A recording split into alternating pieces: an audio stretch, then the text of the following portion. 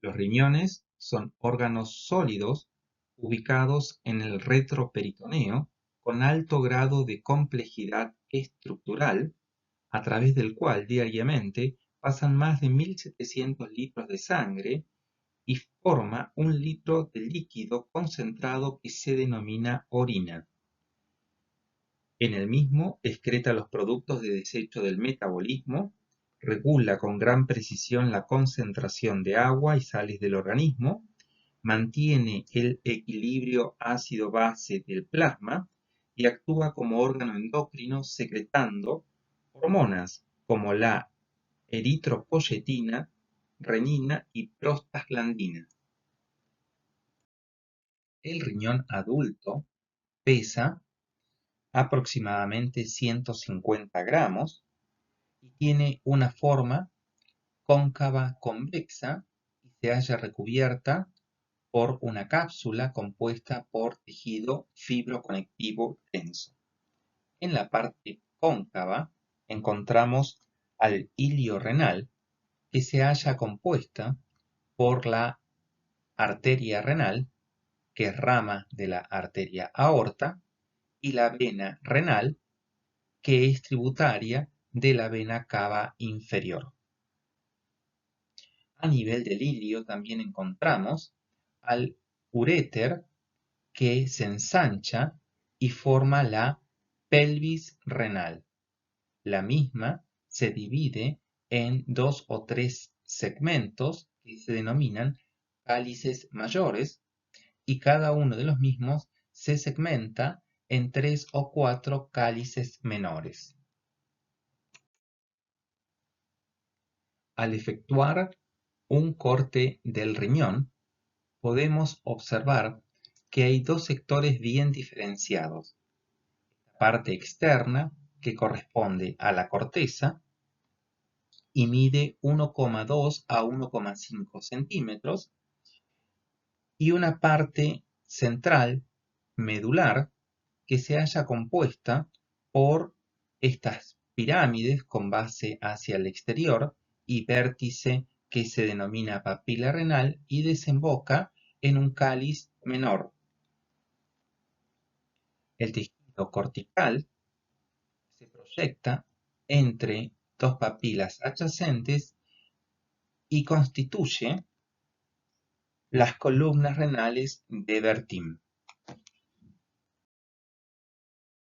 Esta foto corresponde a una sección macroscópica del riñón, donde podemos ver que corresponde a un órgano sólido con una forma cóncava convexa.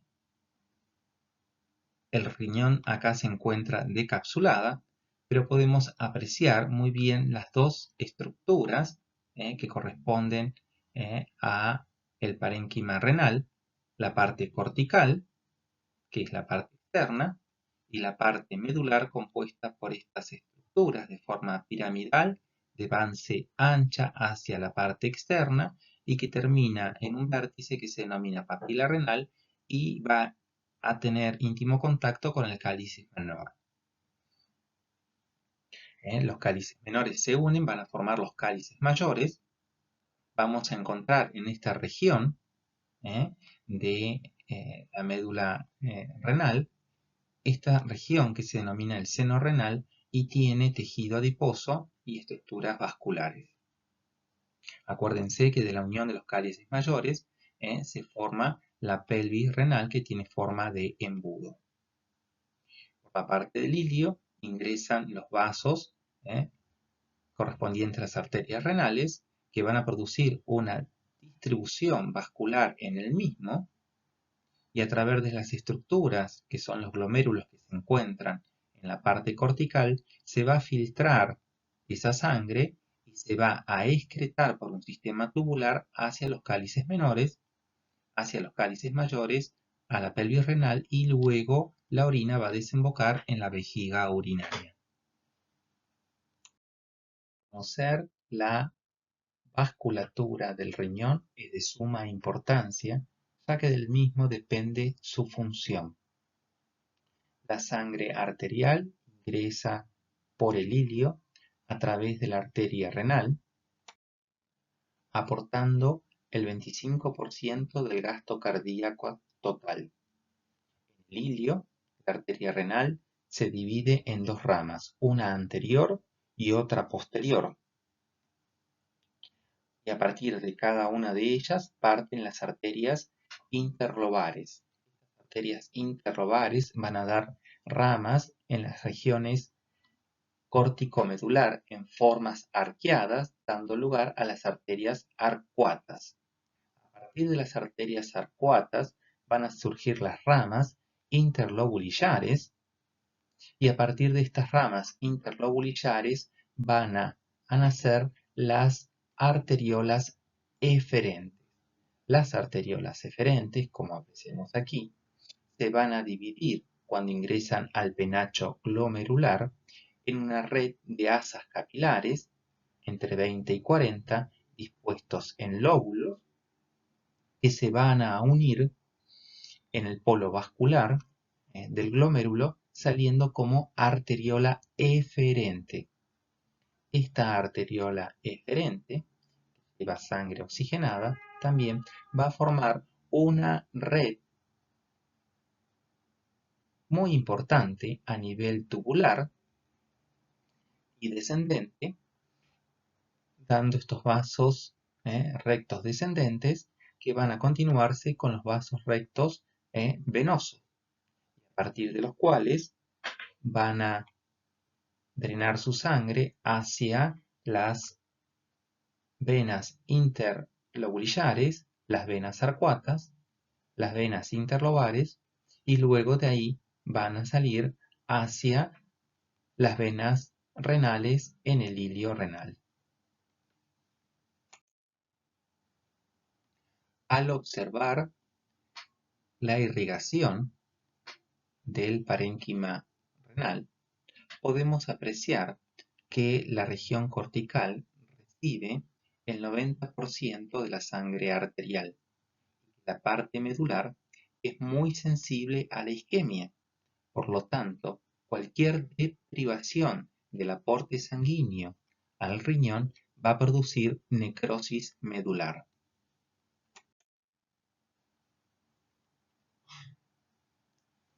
La nefrona es la unidad estructural y funcional del riñón responsable de la purificación de la sangre, y se encuentran 1 a 1,3 millones de nefronas por cada riñón, distribuidos entre la corteza.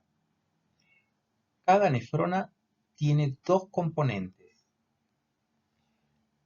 el glomérulo renal, formado por un ovillo de capilares situados entre las dos arteriolas, la aferente y la eferente, ubicados siempre en la corteza y rodeados de la cápsula de Bowman, que posee dos capas: la capa visceral, íntimamente pegada al endotelio de los capilares, y la hoja parietal en la región externa, conformando el corpúsculo renal. Este corpúsculo renal se continúa con un sistema de túbulos renales formado por células epiteliales y que están ubicados tanto en la corteza como en la región medular. Se halla compuesta por el túbulo contorneado proximal, el asa de Henle con su porción descendente-ascendente, una región fina y una región más gruesa, el túbulo contorneado distal, el túbulo colector y el conducto de Bellini. En el túbulo contorneado proximal se reabsorbe las 2/3 partes del agua, el cloruro de sodio, bicarbonatos filtrados, todas las proteínas y aminoácidos y la glucosa. Esto se continúa con el asa de Henle, que va a variar su tamaño dependiendo si la nefrona se ubica en la región cortical o son yuxtamedulares. En ambos hay una porción descendente, delgada, ascendente, delgada y una región gruesa.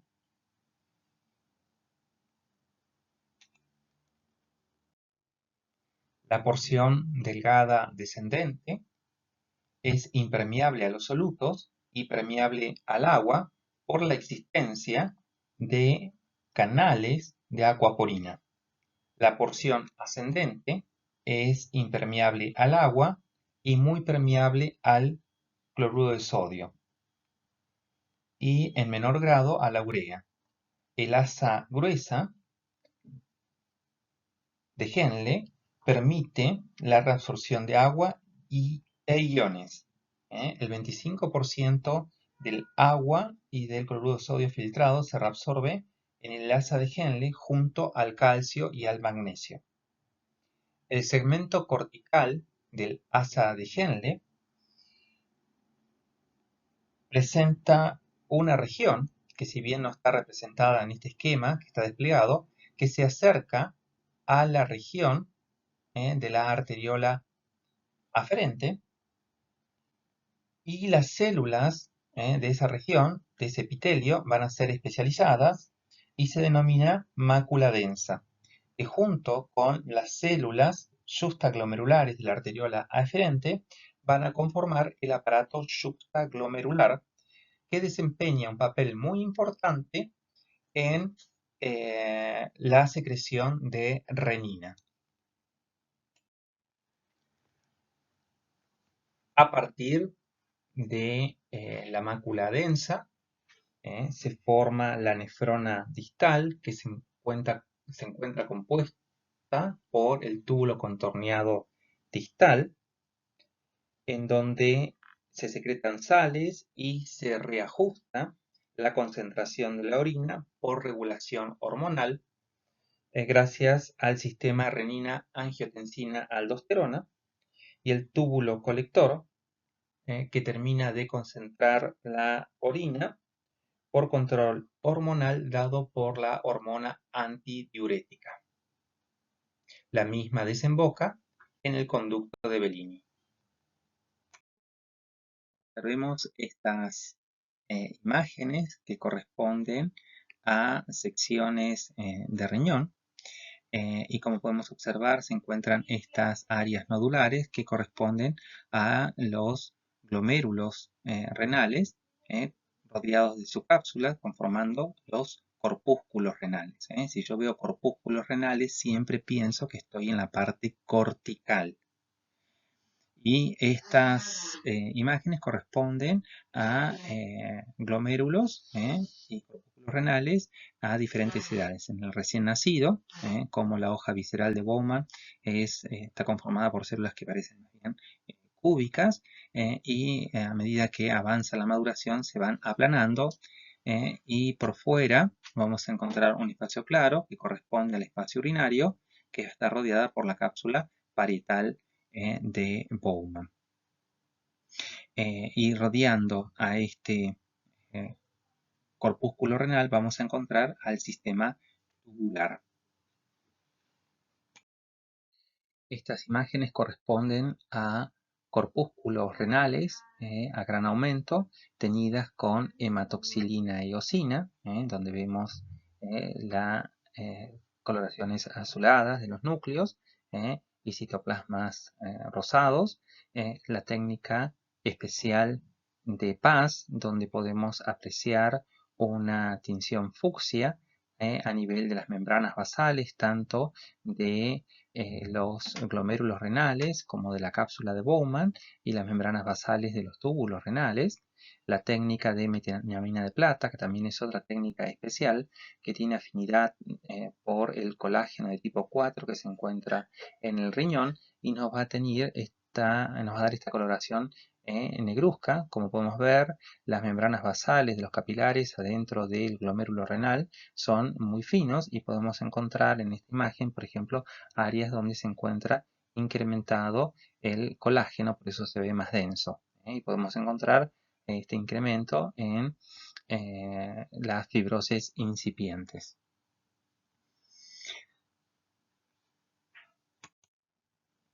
observemos con mayor detenimiento qué es lo que pasa adentro de nuestro glomérulo renal y vamos a ver que está compuesto por estas luces capilares, que está tapizada por un endotelio. Este endotelio, acá vemos un núcleo aplanadito, ¿eh? Y por fuera va a estar revestido por la célula que corresponde a la hoja visceral de Bowman. Esta célula visceral va a estar rodeando toda la superficie externa. Entonces, nosotros sabemos que el aporte sanguíneo ingresa por la arteriola aferente y después se divide en múltiples asas capilares, dividido en lóbulos, y el fluido que transita por la luz de estos capilares va a ser filtrado hacia el espacio urinario y luego sigue su recorrido por el sistema tubular. Bien, vamos a ver a mayor aumento un esquema de esta región. Entonces vamos a ver a nuestro capilar que está revestido por esta célula epitelial que es plana, que se denomina endotelio de tipo fenestrado. Acá vemos las fenestras, que asienta sobre una membrana basal.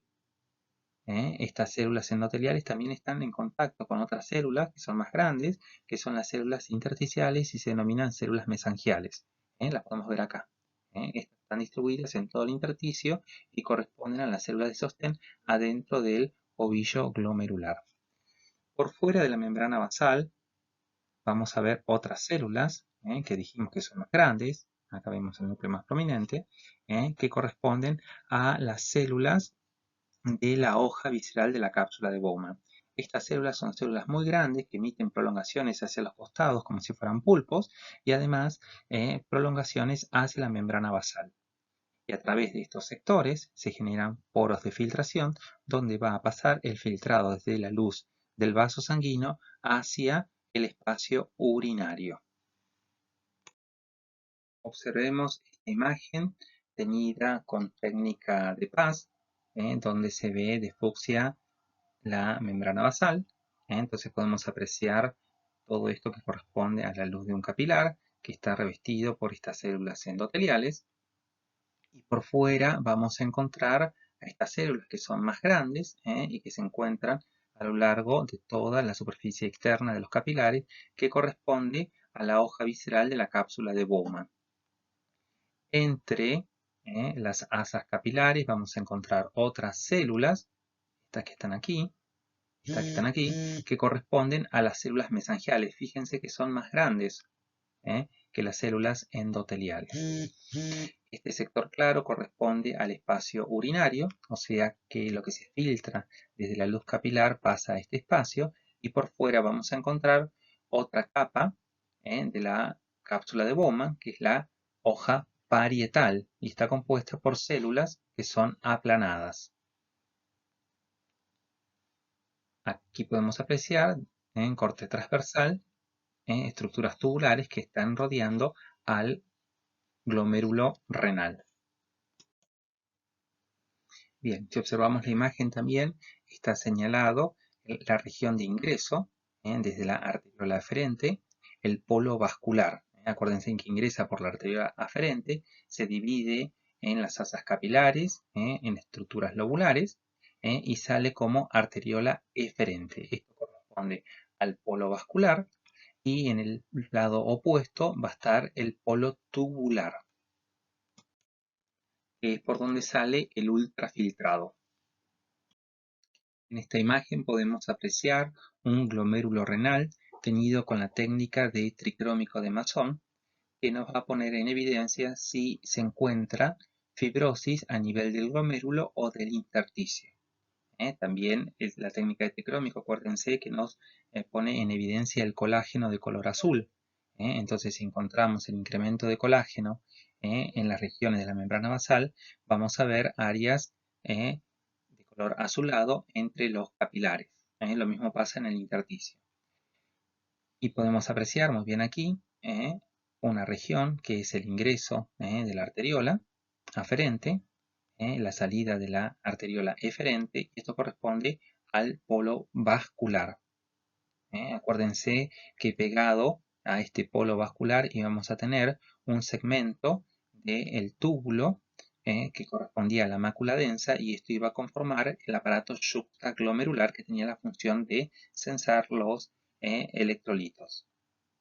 En el lado opuesto vamos a encontrar el polo urinario, porque ingresa la sangre, se produce la circulación por los capilares, se filtra a través de la barrera de filtración, se vuelca el ultrafiltrado al espacio urinario y sigue por el polo urinario hacia el túbulo contorneado proximal. Cuando nosotros analizamos nuestro corpúsculo renal, vamos a ver que encontramos componentes que son celulares y componentes que son extracelulares de sostén. Y que adentro vamos a encontrar a las células epiteliales que revisten las células de los capilares, que son las células endoteliales. Acuérdense que son de tipo plano, fenestrados. Entre las luces capilares vamos a encontrar otras células que son las células de sostén, que son las células mesangiales, que vamos a encontrar 2 o 3 células entre 4 o 5 capilares, estas células mesangiales.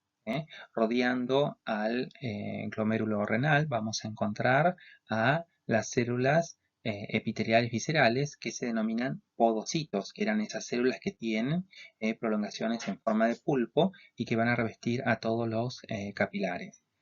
Y por fuera vamos a encontrar a la hoja parietal, que tiene células epiteliales de tipo plana, la capa parietal de la cápsula de Bowman. Todo esto conforma el corpúsculo renal. Y entre las células vamos a encontrar a la matriz extracelular. Y vamos a encontrar a la membrana basal de la cápsula de Bowman, la membrana basal de los capilares glomerulares y la matriz mesangial que está entre la membrana basal de los capilares. Es importante conocer estos componentes celulares y extracelulares del corpúsculo renal, porque en diversas patologías vamos a ver que se produce un incremento de las células, de los diferentes componentes celulares, o un incremento de la matriz extracelular, por ejemplo, cuando se produce el atrapamiento de inmunocomplejos en las diversas patologías. ¿Cómo podemos identificar los componentes celulares y extracelulares normales?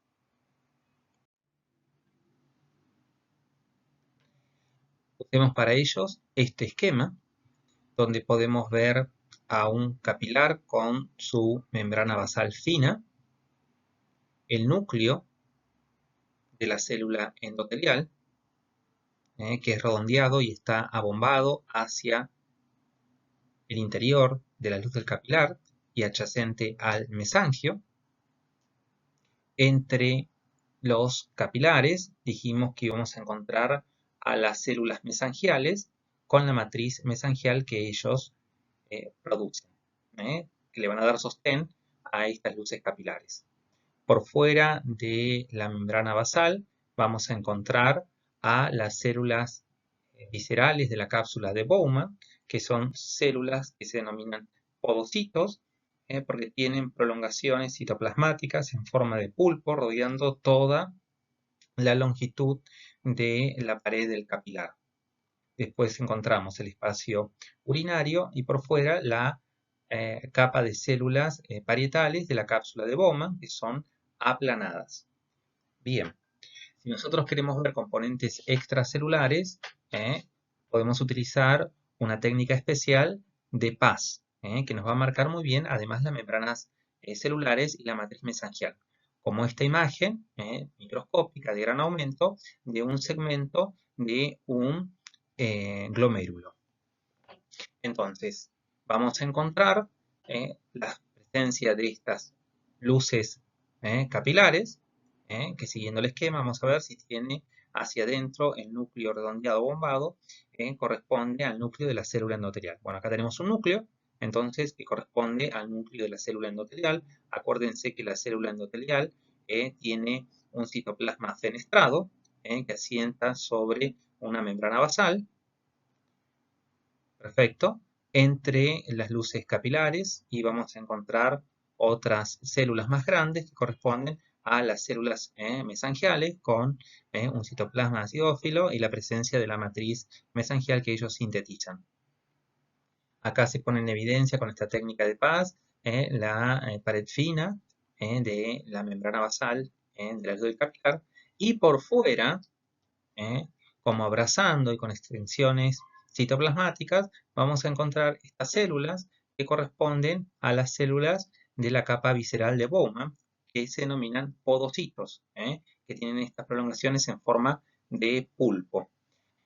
Espacio urinario, y por fuera esta capa de células aplanadas que constituyen las células parietales de la cápsula de Bowman, que asientan sobre la membrana basal de la cápsula de Bowman. Fíjese que se ve de tipo Paz positivo. Y por fuera los núcleos de las células epiteliales de los túbulos. Bueno, comparando este dibujo con una imagen microscópica tenida con la técnica de Paz, pudimos poner en evidencia las estructuras del corpúsculo renal.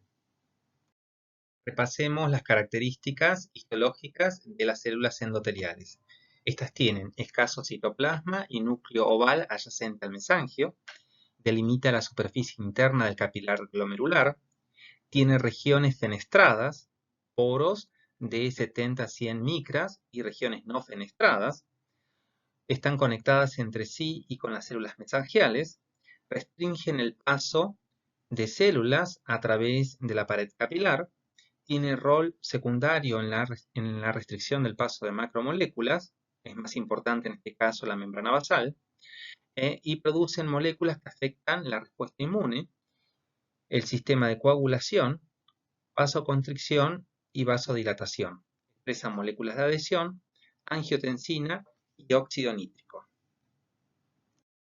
Las células mesangiales, dijimos que se encuentran entre los capilares, son células musculares lisas modificadas. Es normal encontrar una o dos células por área mesangial. Si encontramos más cantidad de estas células, estamos hablando de un proceso patológico. Múltiples procesos citoplasmáticos ramificados contactan con el endotelio, el lado mesangial de la membrana basal y las células mesangiales. Las células mesangiales adyacentes son importantes en la región yuxtacapilar. Las células que componen la hoja visceral de la cápsula de Bowman y están pegadas a la membrana basal de las luces capilares corresponden a los podocitos. Las células son grandes, en forma de pulpo, y con microscopía electrónica se identifican tres estructuras evidentes. El cuerpo celular, que va a contener al núcleo y las organelas, separado de la membrana basal por el espacio subpodocitario y la capa de los procesos de los pies. Los procesos celulares, que son largos, delgados, arborescentes, ricos en microtúbulos y filamentos intermedios, que va a rodear a todo el endotelio, y dan lugar a los pedícelos. Y el proceso de los pies, que son prolongaciones perpendiculares a la membrana basal glomerular, corresponden a delgadas extensiones citoplasmáticas en forma digitiforme y contactan con los procesos de los pies adyacentes, también denominados pedícelos, y tienen poros de filtración de 20 a 30 nanómetros y diafragmas de filtración. Y por fuera, en el corpúsculo renal, vamos a encontrar a la célula epitelial parietal. Esta célula dijimos que era aplanada, de tipo escamosa, tapiza la superficie interna de la cápsula de Bowman, tiene dos regiones bien identificadas, una que corresponde al polo vascular, donde se conecta con los podocitos, o sea, con la hoja visceral en esa transición. Se continúa con el polo urinario, entonces es una región de transición con el epitelio tubular, del túbulo contorneado proximal. Va a tener citocreatina en vez de bimentina dentro de sus componentes citoplasmáticos y son capaces de proliferar durante una lesión glomerular.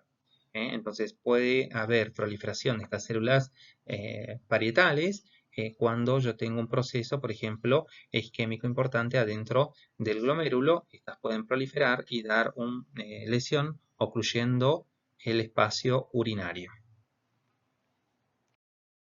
La membrana basal glomerular es una intrincada malla que se encuentra entre los podocitos y las células endoteliales.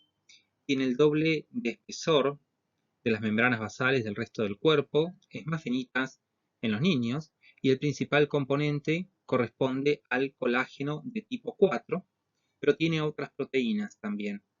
Al microscopio electrónico tiene un aspecto trilaminar, con el área central más denso, donde se encuentra principalmente el colágeno, junto con laminina y fibronectina. Y presenta una lámina rara interna y una lámina rara externa. La función de las proteínas que se encuentran en el mismo es evitar selectivamente el paso de las moléculas. Es así que el endotelio fenestrado, la membrana basal glomerular y las células epiteliales viscerales, con sus podocitos y las proyecciones perpendiculares pedícelos, constituyen la barrera de filtración. Y esta tiene la característica de ser permeable al agua y pequeños solutos catiónicos e impermeable a solutos de gran tamaño como la albúmina, que tiene 3,6 nanómetros, y a elementos aniónicos. Esto se debe a que la membrana basal glomerular tiene numerosos radicales aniónicos, entre ellos los proteoglicanos ácidos, y tanto las células epiteliales como las células endoteliales tienen cialoproteínas. Para comprender la barrera de filtración, observemos estas imágenes de microscopía electrónica. A la derecha vamos a tener estas regiones que corresponden a los capilares. Tenemos la luz del capilar, acá tenemos eritrocitos.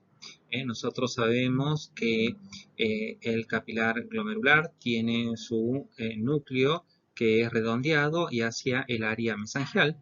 Esto corresponde a la matriz mesangial y esta es una célula mesangial. Acá tenemos otro capilar con algún elemento leucocitario en su interior, la luz, y acá tenemos otra luz capilar con su célula endotelial.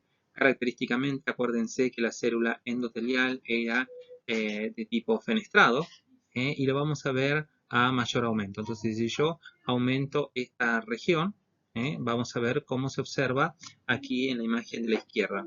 Entonces vamos a reconocer a nuestra célula endotelial que tapiza la luz del capilar, que es de tipo fenestrado. Acuérdense que estas fenestras tienen un diámetro particular y están cargadas de varios elementos polianiónicos, por lo tanto no permite el pasaje de moléculas con cargas negativas porque las repele, y además acuérdense que no va a permitir el pasaje de grandes moléculas. Por ejemplo, la albumina no puede ingresar por estas fenestraciones, ni tampoco pueden entrar los elementos que están circulando. Después vamos a encontrar la membrana basal del glomérulo. Acuérdense que se apoya de ahí este endotelio fenestrado, pero también el podocito. Y esta célula grande corresponde a la hoja visceral de la cápsula de Bowman, que emitía las proyecciones, los brazos hacia los costados, y después emitía unas prolongaciones en forma perpendicular a la membrana basal, que estos elementos se denominaban pedícelos, y entre los pedícelos íbamos a tener los poros de filtración. Estos poros de filtración van a tener una región, que está marcada acá con la flecha, que corresponde a una región de diafragma.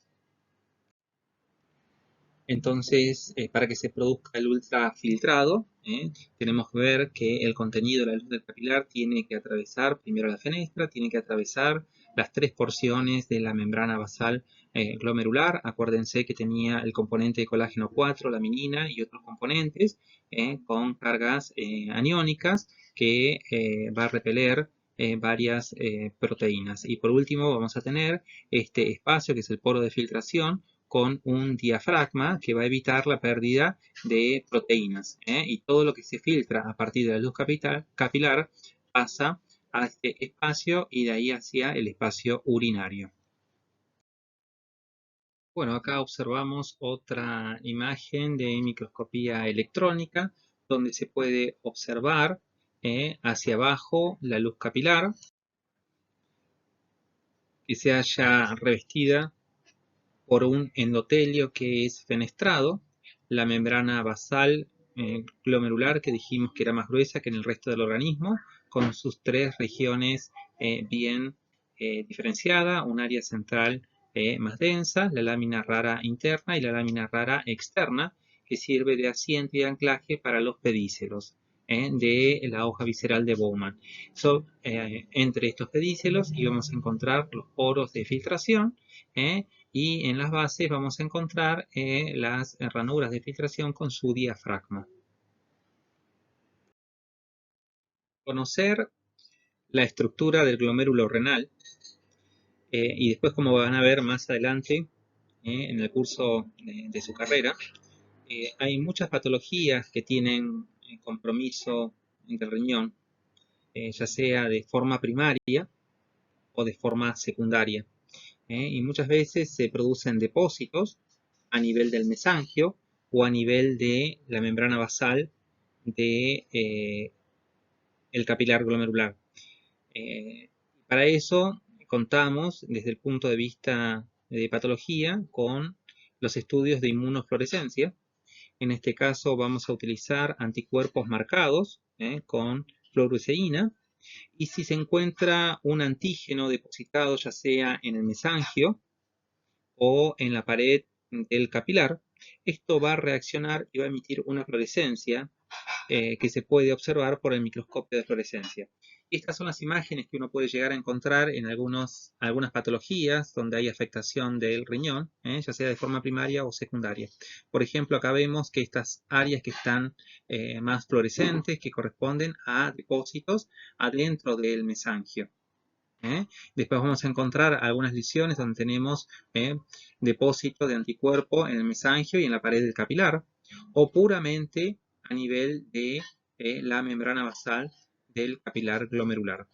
Bueno, chicos, esto ha sido la primera parte de patología renal y después nos volvemos a encontrar para continuar con el mismo de las características morfológicas del sistema tubular.